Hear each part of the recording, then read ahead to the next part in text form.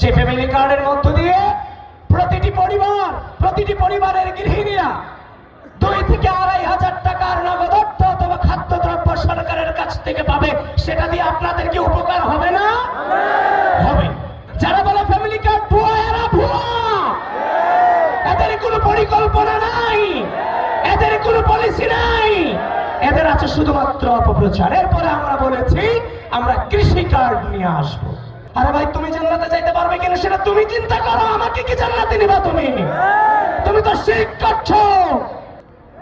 বাংলাদেশ জাতীয়তাবাদী দল বিএনপি তার 31 দফায় একদিকে যেমন আমরা সংস্কারের কথা বলেছি, বিগত দীর্ঘ দুঃশাসনে বাংলাদেশের স্বাধীনতা সার্বভৌমত্ব যখন ভুলুণ্ঠিত হচ্ছিল, ঠিক ওই মুহূর্তে বাংলাদেশ জাতীয়তাবাদী দল এবং তার নেতা কর্মীরা বুক পেতে দিয়ে মামলা, হামলা, গুম, খুন মেনে নিয়ে এই বাংলাদেশের স্বাধীনতা সার্বভৌমত্বের প্রশ্নে আপোষহীন লড়াই চালিয়েছিল। একদিকে যেমন লড়াই চালিয়েছিল, আরেকদিকে যে কারণে লড়াইটা চালাচ্ছে, যে অসততার কারণে লড়াই চালাচ্ছিল, যে অসততার কারণে লড়াই চাচ্ছিল, তারা যদি যে চেষ্টা করছে দায়িত্বে আসলে রাষ্ট্রকে কিভাবে পুনর্নির্মাণ করা হবে সেই পলিসিও কিন্তু আমরা সাজিয়েছি। একদিকে আপনারা রাজপথে ছিলেন, বাংলাদেশ জাতীয়তাবাদী দল একদিকে রাজপথে ছিল, ভরসা ভাইরা এবং তার নেতা কর্মীরা একদিকে রাজপথে ছিল, এবং অন্যদিকে আমরা আমাদের পলিসি সাজিয়েছি। যদি আপনারা আমাদেরকে ওই ভোটাধিকারের মধ্য দিয়ে দায়িত্ব প্রদান করেন, তাহলে আমরা রাষ্ট্রকে কিভাবে পুনর্গঠন করব সেই পলিসিও আমরা সাজিয়েছি।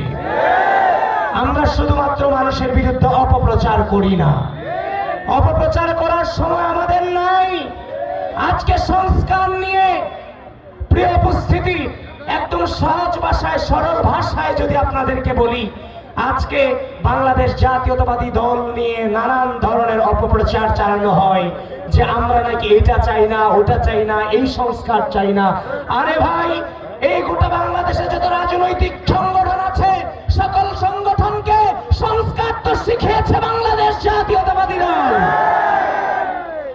2023 সালের জুলাই মাসে সর্বপ্রথম আমরা 31 দফার সংস্কারের কথা বলেছি।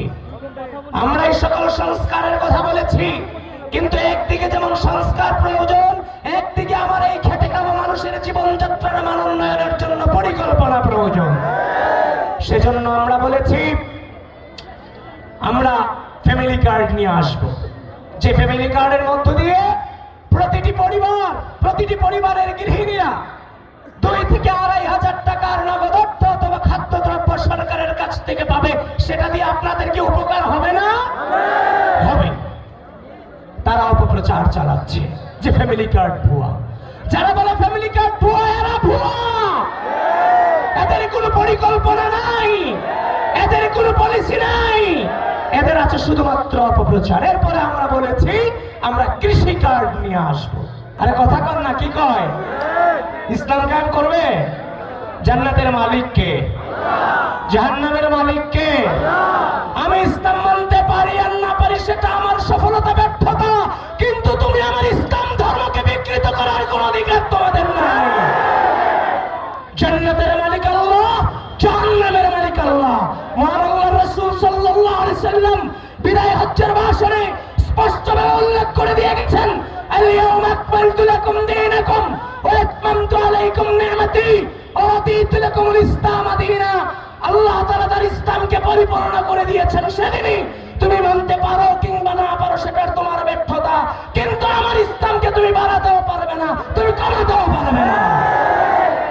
তুমি ইসলাম নিয়ে খেলা করো, ধর্মীয় মূল্যবোধে আঘাত করো।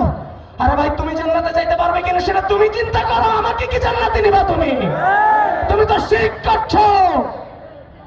ইসলামের নাম ব্যবহার করে এবার আসে আমেরিকান কথা বসে গেছে, জামাত জোট, এনসিপি জোট গিয়ে বলে আমাদের নাম ইসলাম আছে, কিন্তু আমরা ইসলাম কায়েম করবো না, শরিয়া আইন কায়েম করবো না, আমাদেরকে প্লিজ ক্ষমতায় বসান। এই ক্ষমতায় কে বসাবে? আল্লাহ তো বসাবে, ঠিক আছে, কিন্তু ভোটকে আপনারা দিবেন না। স্পষ্টভাবে বলে দিয়ে যাচ্ছি, ক্ষমতা চান না দায়িত্ব চান? এই ক্ষমতা চান না দায়িত্ব চান? শেখ হাসিনার চেয়ে